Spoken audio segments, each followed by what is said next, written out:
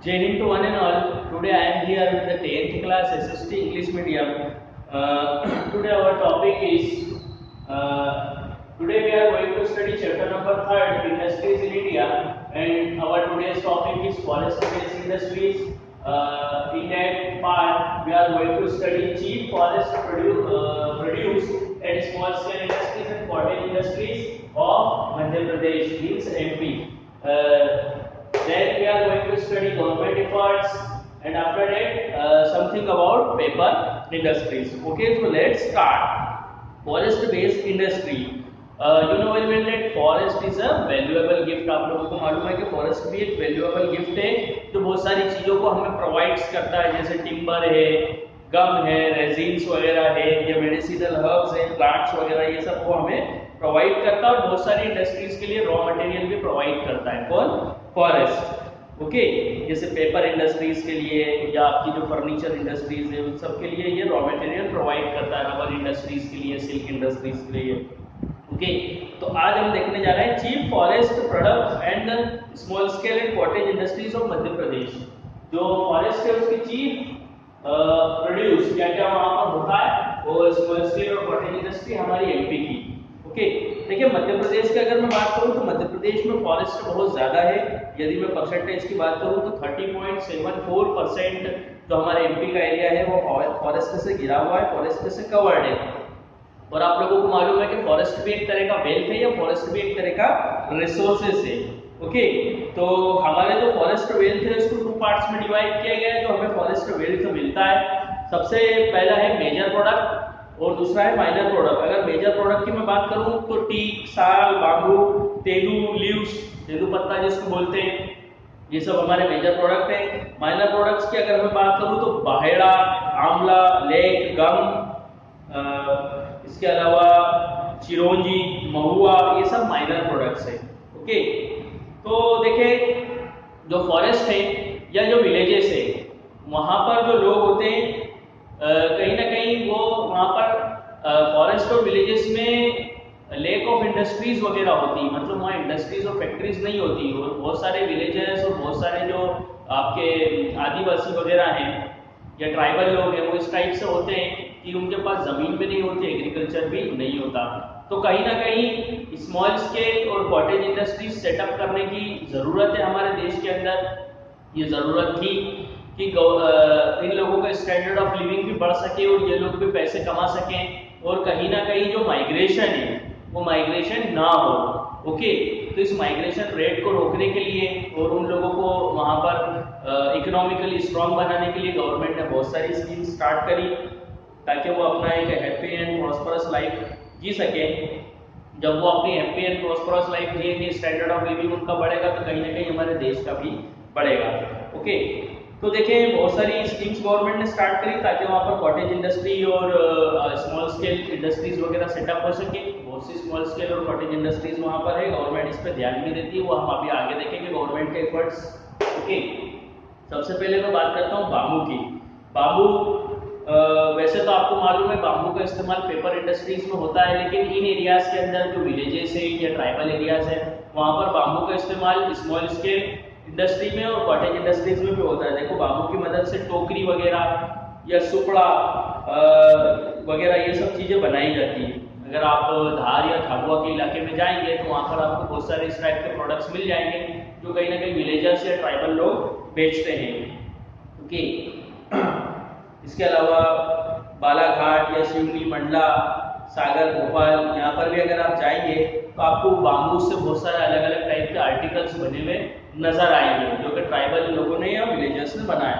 इसके बाद अगर मैं महुआ की बात करूँ तो महुआ जो है इससे ऑयल वगैरह निकाला जाता है। तो ये भी जो ट्राइबल्स लोग होती है उनकी वुमेन वगैरह जो होती है, ये महुआ जब गिरता है, मीन्स ये फरवरी और मार्च का टाइम होता है जब महुआ गिरता है, तब वे उनको उठाती है, कलेक्ट करती है, सॉन्ग वगैरह सिंगिंग करती है ना, इससे ऑयल वगैरह बनाया जाता है। और इसका जो फ्लावर है और फ्रूट है उसको हम गली कहते हैं, ये भी यूजफुल है। ओके, यहाँ तक कि जब इसका ऑयल निकालने के बाद में जो इसका वेस्ट बचता है वो वेस्ट भी इसका यूजफुल होता है। ओके, अब मैं बात करूँ आंवला की, तो देखिए आंवला जो होता है वो हमारे मध्य प्रदेश में बहुत ही अबेंडेंस में है और ये विटामिन सी का एक बहुत ही इंपॉर्टेंट स्रोत है। और स्मॉल स्केल और कॉटेज इंडस्ट्रीज के अंदर ये यूज होता है। आंवले को सुखाया जाता है और सुखाने के बाद में उसका चूर्ण वगैरह बनाया जाता है या माउथ फ्रेशनर वगैरह भी इससे बनाया जाता है। ओके, और इसके अलावा इससे डाइजेस्टिव की गोलियां भी बनाई जाती हैं जो कहीं ना कहीं डाइजेशन में हमारी मदद करती है। इसके अलावा मसाले अचार वगैरह में भी ये यूज में आता है। इसके बाद होता है हर्रा। हर्रा का इस्तेमाल हम मेडिसिन के अंदर करते हैं या लेदर को क्लीन करने के अंदर भी करते हैं। ओके, जो इसका कलेक्शन है, हर्रा को जो इकट्ठा करने का काम है ये स्टेट गवर्नमेंट करती है कुछ कोऑपरेटिव सोसाइटीज की मदद से।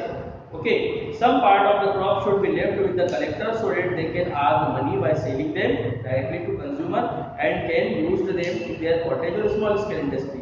ओके, जो कलेक्टर्स होते हैं, जो कोऑपरेटिव सोसाइटी जिन लोगों को इसमें लगाती है इस काम में कि आप जो हर्रा है उसको कलेक्ट करें, तो कुछ जो पार्ट है वो जो कलेक्टर्स है जो इसको कलेक्ट कर रहे हैं उनके लिए भी छोड़ देती है कोऑपरेटिव सोसाइटी, ताकि वो डायरेक्टली इनसे पैसे कमा सके, तो कॉटेज और स्मॉल स्केल इंडस्ट्रीज में इसका यूज हो सके।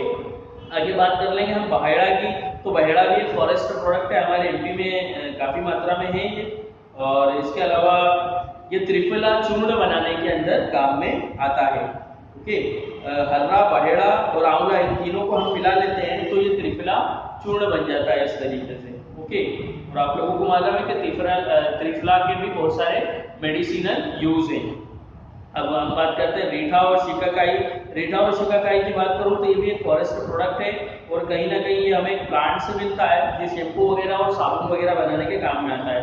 इसके बाद में बात कर लेंगे लेक की। तो ये जो लेक होता है पलास, कुसुम, पाम, अरहर और पल्सेस, इन ट्रीज से ये मिलता है। ओके, इसका इस्तेमाल हम टॉयज वगैरह बनाने के लिए, बैंगल्स वगैरह या वैक्स वगैरह बनाने के लिए करते हैं। ओके, अगर हम बात करें गवर्नमेंट की कुछ लेक्स वगैरह की फैक्ट्री, वो उमरिया के अंदर है, उमरिया डिस्ट्रिक्ट के अंदर है।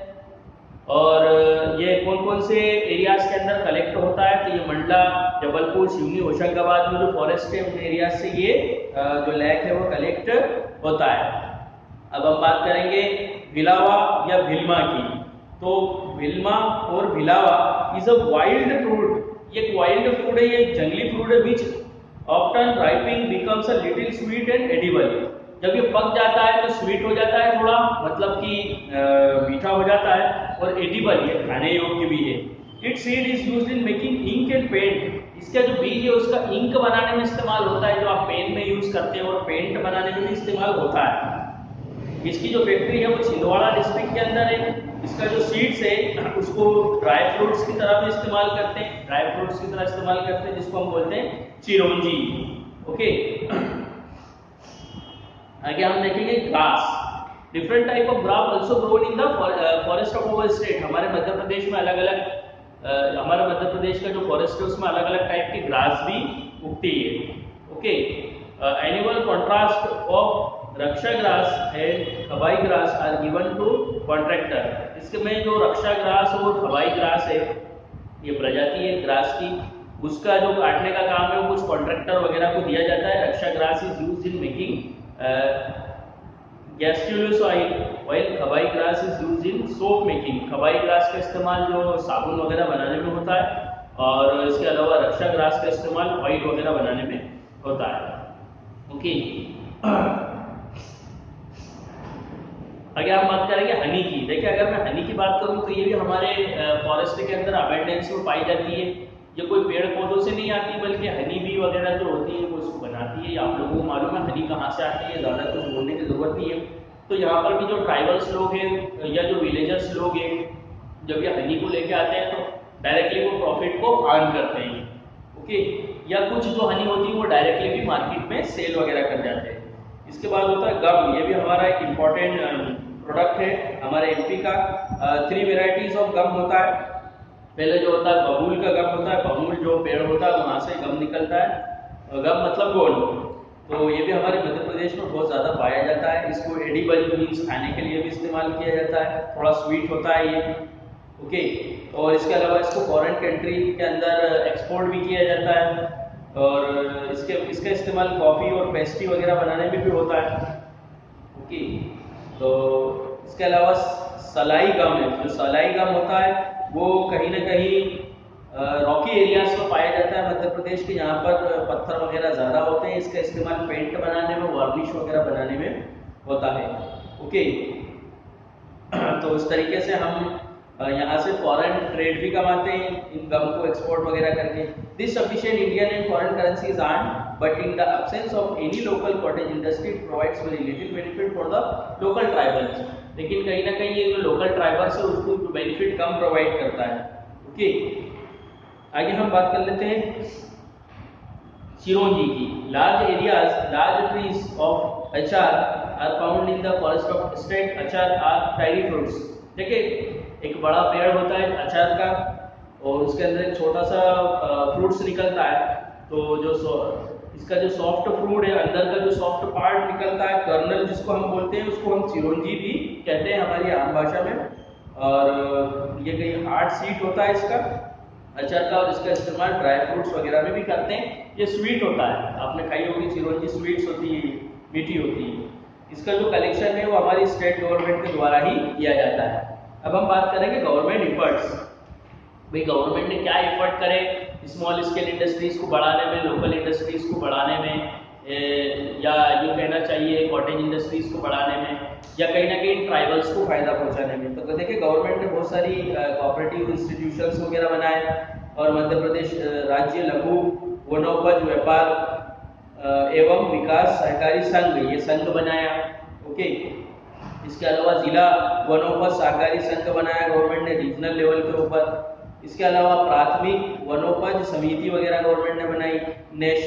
नेशनलाइज्ड लघु वनोपज समिति ये गवर्नमेंट वगैरह बनाई। मीन्स ये कुछ सोसाइटीज है जो गवर्नमेंट ने बनाई है, या एनजीओज वगैरह हैं जो डायरेक्टली इसको गवर्नमेंट वगैरह, कुछ एनजीओज भी होते हैं जो जिसको जो है जो गवर्नमेंट के एड से चलते हैं। वैसे तो वो प्राइवेट होते हैं, लेकिन कहीं ना कहीं गवर्नमेंट की एड भी उसमें शामिल होती है। ओके,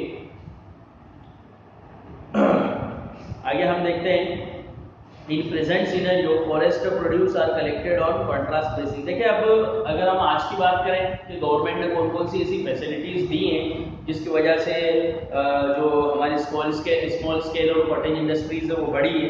पहले हम बात कर रहे थे फाइनेंशियल फैसिलिटीज की। सबसे पहले जो गवर्नमेंट है वो फाइनेंशियल फैसिलिटीज प्रोवाइड कर रही है, क्योंकि ट्राइबल्स लोगों के पास में कोई कैपिटल नहीं होता है, तो उनके पास में पैसे नहीं होते हैं, तो बड़ी इंडस्ट्रीज वगैरह सेटअप नहीं कर सकते। तो गवर्नमेंट कुछ कोऑपरेटिव सोसाइटीज की मदद से उनको जो सब्सिट्यूट है या कुछ थोड़ी बहुत जमीन वगैरह प्रोवाइड करवाती है। उसके लिए गवर्नमेंट इसके लिए लोन भी दिया जाता है उनको, और लोन पे सब्सिडी भी दी जाती है। ओके, फिर फैसिलिटी ऑफ लैंड, तो ट्राइबल्स के पास में लैंड की फैसिलिटी भी नहीं होती है, तो जो गवर्नमेंट है वो कहीं ना कहीं उनको लैंड वगैरह प्रोवाइड करती है, या लोन भी प्रोवाइड करती है। और जो लैंड होती है वो यूज मीन्स उसका कुछ थोड़ा बहुत पैसा भरना पड़ता है, बाकी पे इनको सब्सिडी वगैरह मिल जाती है। तो ये कोऑपरेटिव सोसाइटीज की मदद से जो लैंड वगैरह उनको देने का काम है वो होता है। फिर टेक्निकल हेल्प जो गवर्नमेंट है ये ट्राइबल्स और विलेजेस लोगों को देती है, क्योंकि ये टेक्निकली बहुत ज़्यादा वीक होते हैं। तो कुछ जो टेक्निकल नॉलेज होता है जो इस स्मॉल स्केल और कॉटेज इंडस्ट्रीज में अगर लग रहा है, तो वो गवर्नमेंट जो है इनको प्रोवाइड करवाती है, कुछ अपने ट्रेंड टेक्नीशियंस वगैरह को पहुंचा के। फिर मार्केटिंग मैनेजमेंट की अगर हम बात करें, तो कॉटेज और स्मॉल स्केल इंडस्ट्रीज का सक्सेस जब भी होगा जब कहीं ना कहीं ये मार्केटिंग हो पाए, इसके अंदर ये मार्केटिंग मैनेजमेंट हो पाए। जब तक कि इसकी मार्केटिंग नहीं होगी, मार्केट में लोग समझेंगे नहीं कि ये प्रोडक्ट हमारे लिए कितना अच्छा है, कितना हमारे लिए प्रोडक्टिव है, जब तक कि वो कहीं ना कहीं सेल आउट नहीं हो पाएगा। तो इसको सेल करने के लिए गवर्नमेंट ने बहुत सारे अरेंजमेंट्स किए, जैसे फेयर्स वगैरह लगाती है गवर्नमेंट, या एग्जीबिशंस वगैरह लगाती है, ताकि लोगों को मालूम पड़े कि ये फॉरेस्ट प्रोडक्ट हैं वो हमारे लिए कितने ज़्यादा बेनिफिशियल्स हैं। इसके बाद अलावा गवर्नमेंट एडवर्टाइज भी करती है, पब्लिसिटी करती है, होर्डिंग्स के माध्यम से या न्यूज़पेपर के माध्यम से या टीवी टेलीविजन चैनल्स के माध्यम से। इस तरीके से गवर्नमेंट बायर्स को अट्रैक्ट करती है, जो खरीदने वाले हैं उनको अट्रैक्ट करती है कि किस तरीके से वो इस प्रोडक्ट्स को खरीदें, स्मॉल स्केल और कॉटेज इंडस्ट्रीज का जो प्रोडक्ट वगैरह है वो बिक सके। ओके, तो ये हमने कंप्लीट किया अभी फॉरेस्ट बेस्ड इंडस्ट्री। उसमें हमने चीफ फॉरेस्ट प्रोडक्ट देखे, अलग अलग प्रोडक्ट के नाम देखे, तो स्मॉल स्केल और कॉटेज इंडस्ट्रीज के बारे में हमने देखा। इसके गवर्नमेंट के एफर्ट्स से देखें कि गवर्नमेंट ने कौन कौन से एफर्ट्स किए इन इंडस्ट्रीज को बढ़ावा देने में। अब हम बात कर लेते हैं पेपर इंडस्ट्री की। देखिए अगर मैं पेपर इंडस्ट्रीज की बात करूं तो ये modern civilization, paper industry is the basis of modern civilization, जो हमारी मॉडर्न सिविलाइजेशन है उसका बेसिस है। ओके तो और इसके अलावा एक मोस्ट इंपॉर्टेंट इंडस्ट्रीज है जो कि फॉरेस्ट बेस्ड इंडस्ट्रीज है। इसका जो रॉ मटेरियल है वो फॉरेस्ट से आता है। देखिए अब ये पेपर बनाने की जो कला है ये 8th सेंचुरी के अंदर ही डेवलप हो गई थी, कोई ये नई कला नहीं है, मींस 8th सेंचुरी के अंदर डेवलप हो गई थी। Before the Britishers rule making of paper was a cottage industry. अगर हम ब्रिटिशर्स के टाइम की बात करें, जब ब्रिटिशर्स के पहले की बात करें तो उस जमाने में जो पेपर इंडस्ट्रीज होती थी ये कॉटेज इंडस्ट्रीज का दर्जा था इसको। ओके अगर मैं बात करूँ मेन आपके पेपर इंडस्ट्रीज की तो कल्पी और मथुरा ये मेन सेंटर्स थे उस जमाने में उसके। अब जो फर्स्ट जो पेपर मिल है, फर्स्ट जो सक्सेसफुल पेपर मिल है वो इंडिया में स्टार्ट हुई 1716 के अंदर। कहाँ पर? तरंगूबर के अंदर, ये तमिलनाडु के अंदर है। At the time of independence there were more than 100 paper mills in India. जब भारत में आज़ादी हुई थी तो भारत में 100 पेपर मिल्स थी। ओके उस जमाने में उसको ब्रिटिशर्स वगैरह चलाया करते थे। Paper is prepared out of pulp made of bamboo. जो पेपर है वो बाम्बू के पल्प से बनाया जाता है, रबर वुड और ग्रास वगैरह का इस्तेमाल करके। Okay colours and shares adhesive are also used for paper making. इसके अलावा इसमें कलर का इस्तेमाल भी होता है, एडेसिव वगैरह जो चिपचिपी चीज है उसका इस्तेमाल भी होता है। Okay there is a shortage of wood, there is a shortage of wood used for making pulp, therefore we have to import pulp। देखिए हमारे ये जो पल्प है वो पल्प की कमी है तो इसलिए हम इसको दूसरे देशों से इंपोर्ट करते हैं। जो इसके अंदर वुड का जो पल्प जहाँ से जिस वुड से निकलता है उसकी हमारे यहाँ कमी है तो हम इसको इंपोर्ट करते हैं। इसके अलावा आज के अगर मैं बात करूँ तो आज के दिनों में रैग, ज्यूट, बैगेज इसका इस्तेमाल भी होता है raw material, as a raw material. कहाँ पर? पेपर इंडस्ट्रीज के अंदर। The raw material used in Indian paper industries. अगर मैं इंडियन पेपर इंडस्ट्रीज के रॉ मटेरियल की बात करूं तो ये फॉरेस्ट से आता है 53%, एग्रीकल्चर प्रोडक्ट से आता है 23%, वेस्ट पेपर से आता है 15% और अदर रॉ मटेरियल की मैं बात करूं दूसरी जगहों से ही आता है 9%। अब हम बात करेंगे लोकलाइजेशन ऑफ इंडस्ट्रीज की, ये हमारी जो इंडस्ट्रीज है वो कहाँ पर लोकेटेड है। यदि मैं लोकलाइजेशन की बात करूं तो आपको पेज नंबर 63 पे यहाँ पर नजर आएगा production of paper. Production of paper कहाँ पर होता है? आप देखिए यहाँ पर आपको स्टेट दिया है, मेन प्रोडक्शन सेंटर्स दिया है, उसका percentage of the share in national production, मतलब नेशनल प्रोडक्शन के अंदर उसका शेयर कितना है, तो ये आपको स्टडी करना है। ओके यहाँ से आपको अच्छे से समझ में आ जाएगा, आप रीड करेंगे इसको तो बिल्कुल आपको समझ में आएगा कि कहाँ पर आपकी जो इंडस्ट्रीज है वो लोकेट है। ओके देखिए अब मैं इसके अगर प्रोडक्शन की बात करूं तो भारत का नंबर 20 आता है, 20वें नंबर पर भारत आता है पेपर के प्रोडक्शन के अंदर।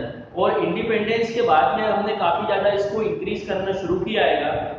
ओके मींस इंडिपेंडेंस के बाद में हमने जो पेपर इंडस्ट्रीज पर काफी ज्यादा ध्यान देना शुरू किया। हमारा जो टोटल पेपर है उसमें 53% का इस्तेमाल राइटिंग में होता है और इसके अलावा 22% का इस्तेमाल पैकेजिंग में होता है और इसके अलावा 16% का इस्तेमाल कार्डबोर्ड वगैरह बनाने में और 6% का इस्तेमाल न्यूज़पेपर वगैरह बनाने में होता है। ओके और बाकी जो रिमेनिंग होता है वो कुछ स्पेशल वेराइटीज का होता है, जैसे उसका इस्तेमाल नोट बनाने में या चेक वगैरह बनाने में होता है, वो स्पेशल वेराइटीज का होता है। Okay production of the all varieties of paper in India in the year 1950-51 was 116,000 tons which rose to 3,090,000 tons in 2000 and 2001। देखिए अगर मैं पेपर की बात करूं तो जब 1950 और 51 में भारत में 116,000 टन्स पेपर्स बनता था यहाँ पर। ओके प्रोड्यूस होता था जो कि 2000 और 2011 में 3,090,000 टन्स हो गया। Okay There are more than 1600 paper and straw based mill in the country। हमारे देश में 600 पेपर और straw based mills है which give direct employment to approximately 3 lakh people, जो कि डायरेक्टली 3 लाख लोगों को क्या देती है? एम्प्लॉयमेंट देती है। ओके, अब हमारे देश के अंदर जो पेपर की डिमांड है वो दिन पे दिन बढ़ती जा रही है, क्योंकि कहीं ना कहीं उस पेपर का यूज है वो हर जगह हो रहा है ना।